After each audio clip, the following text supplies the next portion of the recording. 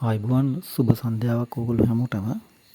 අද අපිට තියෙන පුතා අපි මෙච්චර දවසක් ඉගෙන ගත්ත කෝස් එකේ නෙට්වර්කින් වල බේසික් නෙට්වර්කින් වල අපි රීකැප් එකක් තමයි කරන්න බලාපොරොත්තු වෙන්නේ පොඩි වෙලාවක් අරගෙන.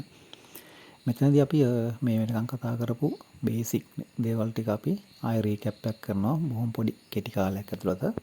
ඉතින් මම මෙහෙම පටන් ගන්න රීකැප් එක. අපි පටන් ගත්තේ අපේ කෝස් එක අපේ ෂෝට් ටයිම් කෝස් එක පටන් ගත්තේ කම්පියුටර් නෙට්වර්ක් එකක් කියන්නේ මොකක්ද කියන එක හඳුන්වා දීලා.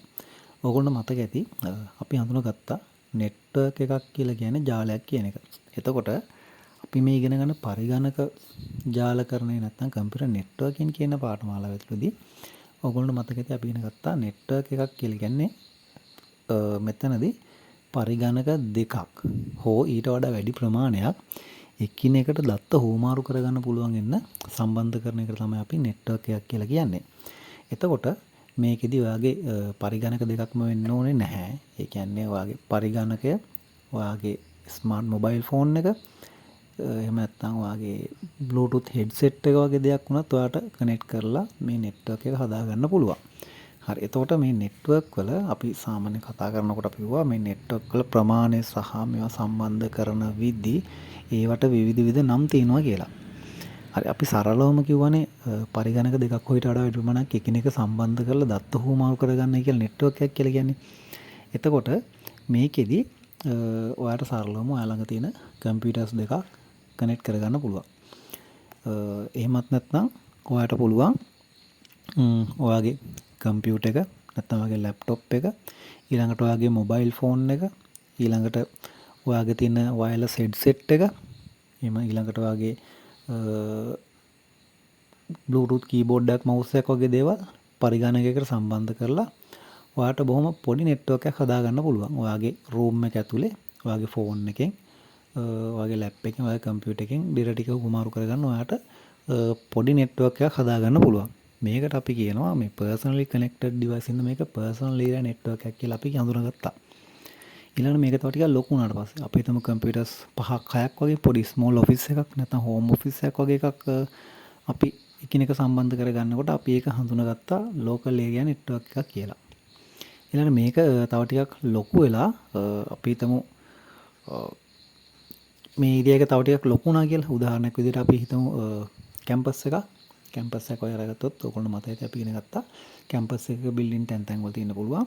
එතකොට මේ තැන් වල තියෙන බිල්ඩින්ස් වල ලැබ්ස් තියෙන්න පුළුවන්. මේ ලැබ්ස් ටික එකිනෙක කනෙක්ට් කරලා අපිට ජාලයක් හදාගන්න පුළුවන් කියලා අපි කිව්වා. ඒක පොඩි නගරයක් වගේ ඒරියා එකක් හින්දා අපි ඒක මෙට්‍රොපොලිටන් ඒරියා එකක් විදිහට හඳුනාගත්තා. ඊළඟට අපි හඳුනාගත්තා ඊට වඩා විශාල. ඒ කියන්නේ ඔයාගේ පරිගණකය ඔයාගේ ගෙදර තියෙනවා. ඔයාගේ ගෙදර තියෙන අපි හිතමු ගාල්ලේ කියලා. ඔයාගේ ඔෆිස් එක තියෙන කොළඹ. ඔයාට කොළඹ තියෙන ඔෆිස් එකේ තියෙන ෆයිල් සිස්ටම් ටික ඇක්සස් කරන්න පුළුවන් ගෙදර ඉඳන් ලැප්ටොප් එකෙන්. ඒකට අපි කිව්වා වයිඩ් ඒරියා නෙට්වර්ක් එකක් කියලා. මෙන්න මේ විදිහට අපි personal area network, metropolitan area network, local area network, wide area network කියලා අපි නෙට්වර්ක් වර්ග ටිකක් හඳුනාගත්තා. මෙතනදී වයිඩ් ඒරියා නෙට්වර්ක් එකේදී අපි තව ස්පෙෂල් දෙයක් හඳුනාගත්තා. වයිඩ් ඒරියා නෙට්වර්ක් එකක් ප්‍රමාණයෙන් විශාල වෙනකොට ජියෝග්‍රැෆිකලි ගොඩාක් ලොකු වෙනකොට අපිට පර්සනලි කනෙක්ෂන්ස් හදන්න බෑ.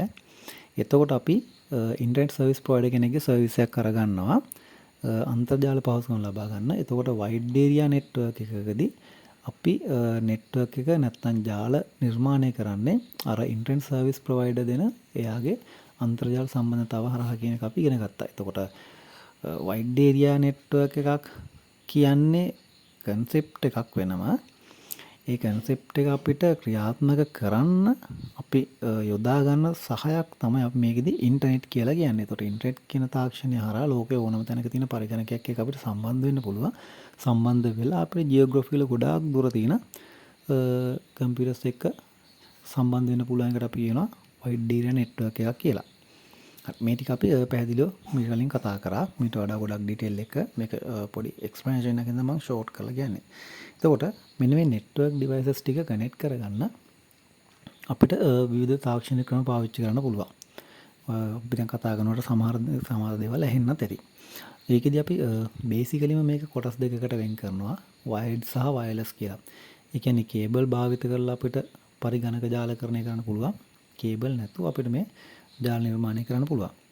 කේබල් නැතුව ජාල නිර්මාණය කිරීම කියලා කියන්නේ ගොඩක් වෙලාවලට අපි Bluetooth හෝ Wi-Fi කියන කනෙක්ෂන්ස් දෙක පාවිච්චි කරලා තමයි මේකෙදි කරන්නේ. උදාහරණයක් විදිහට ඔය කම්පියුටර් එකේ Bluetooth on කරලා වගේ මොබයිල් ෆෝන් එකේ Bluetooth on කරලා ඔයාට වයර් සම්බන්ධතාවයක් නැතුව ෆෝන් එකයි කම්පියුටර් එකයි කනෙක්ට් කරගන්න පුළුවන්.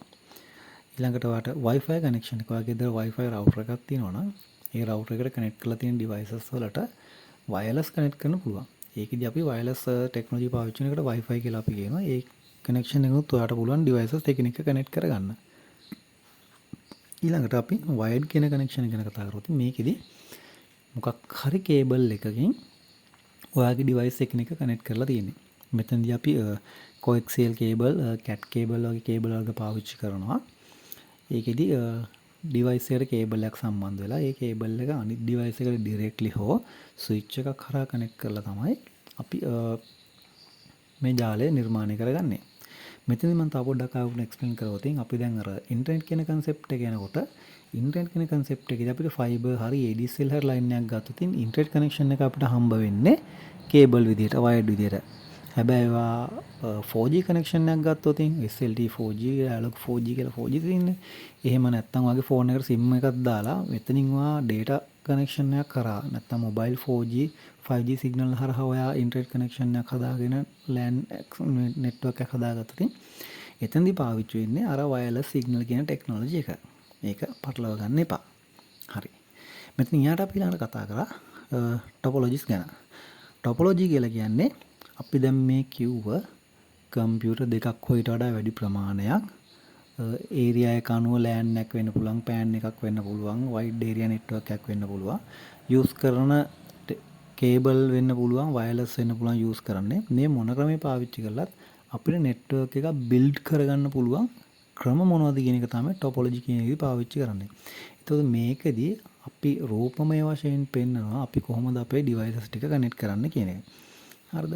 එතනදී අපි කතා කරා ring කියන concept එක.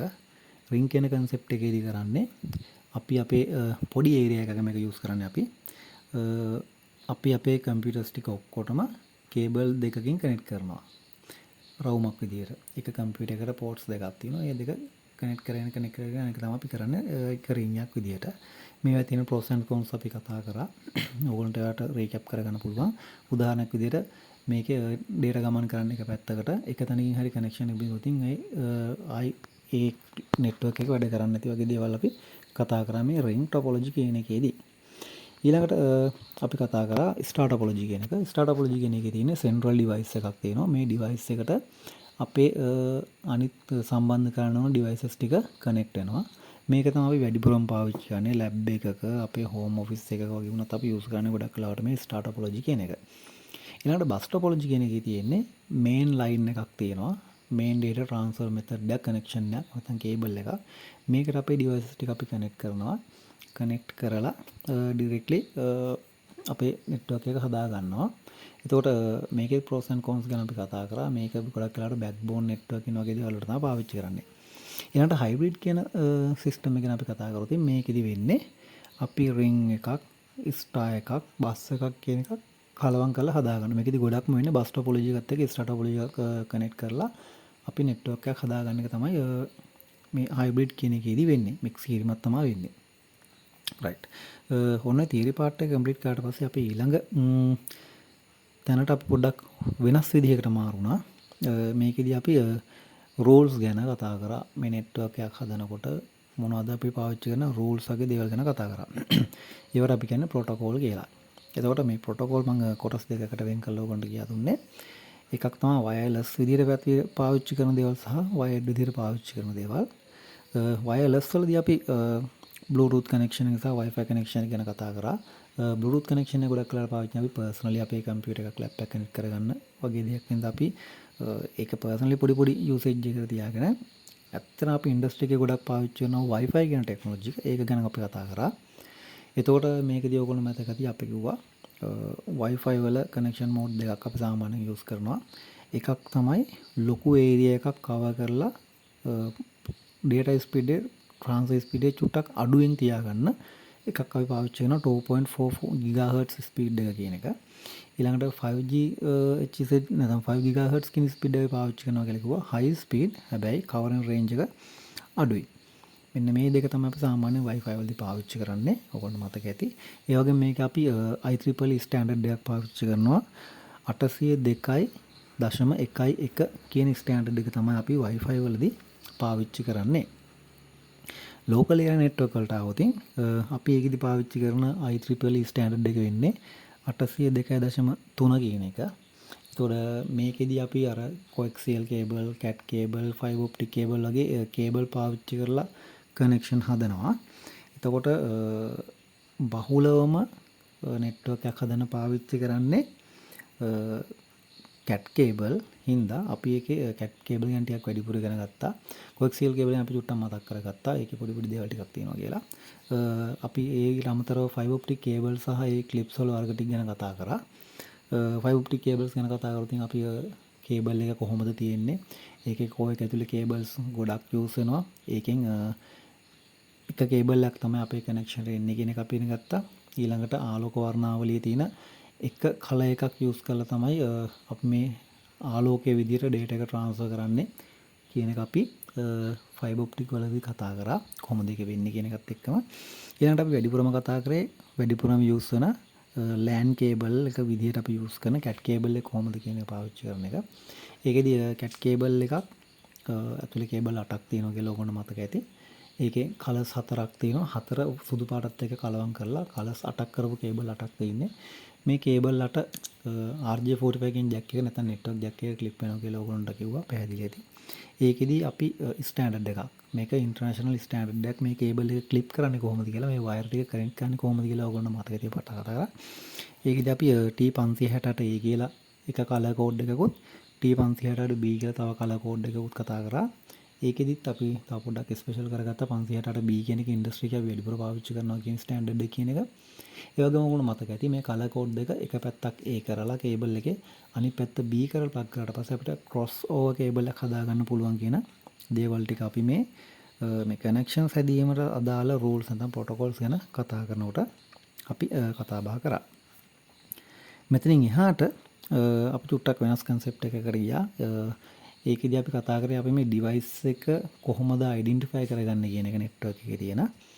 ඒකෙදී ඕගොල්ලන්ට මතක ඇති නෙට්වර්ක් එකකට ඩිවයිස් එකක් දානකොට අපි කම්පියුටර් එකක් නෙට්වර්ක් එකට ඇතුළත් කරනකොට ඒක විශේෂයෙන් අයිඩෙන්ටිෆයි කරගන්න අඳුනගන්න ඇඩ්‍රස් එකක් ඕනේ කියන එක අපි කිව්වා. ඒකෙදී පාවිච්චි කරන ඇඩ්‍රස් වර්ග කිහිපයක් ගැන අපි කතා කරා. පළවෙනි එක අපි කතා කරා IP එක කියලා. IP කියලා කියන්නේ ඉන්ටර්නෙට් ප්‍රොටෝකෝල් කියන එක. එහෙම අපි ඒක ඉන්ටර්නෙට් කියන කතාව චුට්ටක් පැත්තකින් තියපොතින් IP කියලා කියන්නේ ඔයාගේ කම්පියුටර් එක මේ නෙට්වර්ක් එක ඇතුලේ අඳුන ගන්න පුළුවන් වෙන ඩිවයිස් එකක් විදිහට අඳුන ගන්න පුළුවන් වෙන පාවිච්චි කරන ලොජිකල් ඇඩ්‍රස් එක තමයි IP ඇඩ්‍රස් එක කියලා ඕගොල්ලන්ට මතකයේදී ඉගෙන ගත්තා. ඊට පස්සේ අපි ඒත් එක්කම කතා කරා MAC ඇඩ්‍රස් එක, media access control ඇඩ්‍රස් එක කියන එක. MAC ඇඩ්‍රස් එක කියලා කියන්නේ ඔයාගේ කම්පියුටරේ නෙට්වර්ක් කාඩ් එකේ ඇඩ්‍රස් එක, ෆිසිකල් ඇඩ්‍රස් එක ඒක මාරු කරන්න බෑ. නෙට්වර්ක් කාඩ් එක මාරු කරොත් ඒක චේන්ජ් වෙනවා.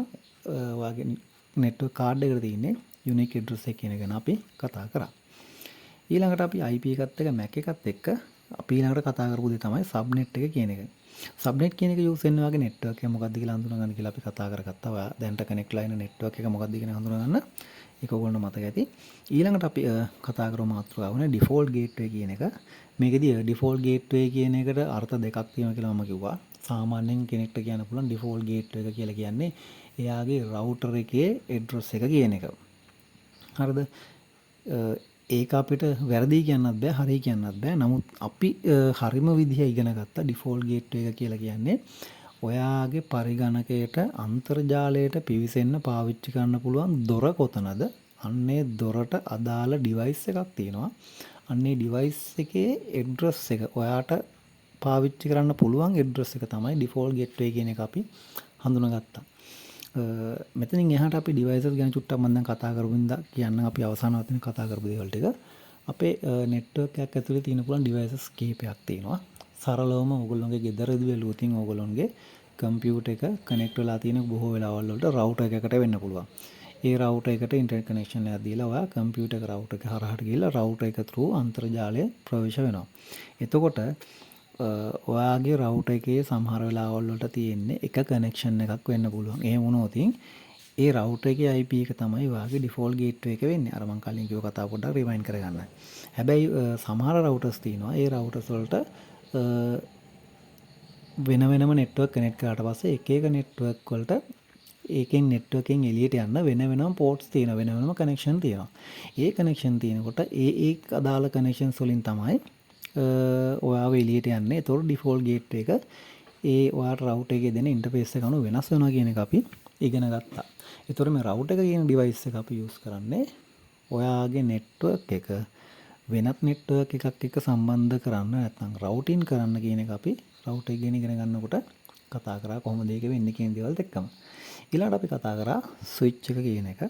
ස්විච් එකෙන් කරන්නේ ඔයාගේ ලෝකල් ඒරියා නෙට්වර්ක් එක ගොඩනගන එක. නැත්නම් ඔයාගේ ඉන්ටර්නල් නෙට්වර්ක් එක ගොඩනගන එක තමයි ස්විච් එකෙන් කරන්නේ. මේ ස්විච් එකට ඔයාගේ ඩිවයිසස් ටික කනෙක්ට් වෙනවා. ඒතකොට ස්විච් එක අපි ස්විච් වර්ග ගැන කතා කරා. ඒ වර්ග ගැන අපි දැන් මෙතනදී රිමයින්ඩ් කරන්න යන්නේ. අපි ඔය ගැන වැඩි දුර කතා කරා ගොඩක් දුරට. ස්විච් වර්ග තියෙනවා. ඒ ස්විච් එකෙන් ඔයාගේ ඩිවයිස් එක හඳුනාගෙන ඔයාගේ නෙට්වර්ක් කනෙක්ෂන් එක හදලා දෙන එක තමයි ස්විච් එකෙන් කරන්න කියලා අපි කිව්වා. ඊට අමතරව අපි කතා කරා AD එකක් කියන්නේ මොකක්ද කියලා. AP එකක් කියන්නේ මොකක්ද කියලා. access point එකක් කියන්නේ. access point එක කියලා කියන්නේ ඔයාගේ ස්විච් එකටම සම්බන්ධ කරන වයර්ලස් කනෙක්ෂන් එකක් දෙන ඩිවයිස් එකක්. ඒතකොට මේ access point එකෙන් කරන්නේ ඔයාගේ ස්විච් එක වයර්ලස් ඩිවයිස් එකක් බවට පත් කරන එක සරලව. මේක අපි තව චුට්ටක් වෙනස් විදිහට කිව්වොත් ඔයාගේ ඩිවයිස් එක යම් කිසි තැනක සම්බන්ධ කරලා ඒකෙන් ටිකක් දුරක තියෙන ඩිවයිසස් වලට අපි හිතමු මීටර් 20ක් 30ක් විතර දුර තියෙන ඩිවයිසස් වලට වර කනෙක්ෂන් එකක් හදා ගන්න ඕන නම් අපි ඒතකොට කරන්නේ ඔයාගේ access point එකක් use කරන එක. ඒතකොට මේක ගොඩක් වෙලාවට වයර්ලස් තමයි පාවිච්චි වෙන්නේ. ඒතකොට ඔයාගේ ස්විච් එකෙන් access point එකට කනෙක්ෂන් එක එනවා. එතන access point එකෙන් Wi-Fi signal එක generate කරලා දෙනවා. ඔයාට regenerate කරලා දෙනවා. ඔයාට access point එකට කනෙක්ට්ලා ඒක හරහා switch එකට කනෙක්ට් වෙන්න පුළුවන්. සමහර ස්විචස් තියෙනවා වයර්ලස්. ඔයා හිතන්න මේම ඔයාගේ ස්විච් එකේ තියෙන සිග්නල් එන්නේ නැති දුරකට ඔයාට කනෙක්ෂන් එකක් අරන් යන්න ඕන නම් ඒත් ඔයාට access point එකක් පාවිච්චි කරන්න පුළුවන්. හරි. ඔන්න ඔය කියන කාරණා ටික අපි අපේ මේ සෙෂන් එකේ මේ වෙනකන් කතා කරපු දේවල් ටික ගැන කතා කරා. ඒකෙදි අපි ආයේ නැවත මතක් කරොත් මොනවද කතා කරේ කියලා. අපි නෙට්වර්ක් එකක් කියන්නේ මොකක්ද ගැන කතා කරා. නෙට්වර්ක් වර්ග මොනවද කතා කරා. ඔයාගේ කම්පියුටර් එක කොහොමද කනෙක්ට් කරන්නේ නෙට්වර්ක් එකට කියලා කතා කරා. ටොපොලොජිස් ගැන කතා කරා.